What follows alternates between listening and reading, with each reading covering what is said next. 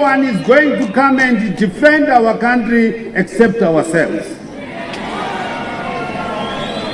A loud and clear no to corruption by whomsoever.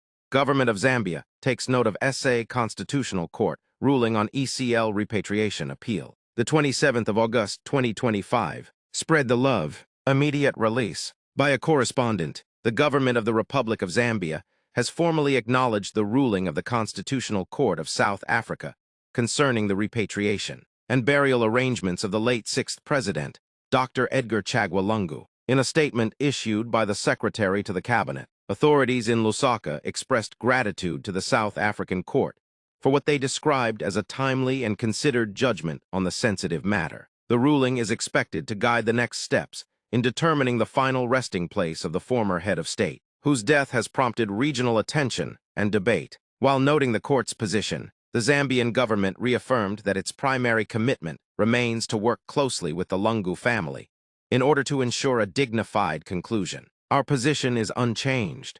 The late president deserves a dignified funeral in keeping with the stature of his office, the statement read. Officials stressed that dialogue with the family will continue, balancing the wishes of relatives with the rights and responsibilities of the state. The government appealed to citizens for calm and restraint in public commentary, warning against inflammatory statements that could worsen tensions at a time of national mourning. We want to thank citizens for their understanding at this time and avoiding inflammatory comments. Now is the time for all of us to keep the Lungu family in our thoughts and prayers as we mourn the loss of the former president, the statement concluded.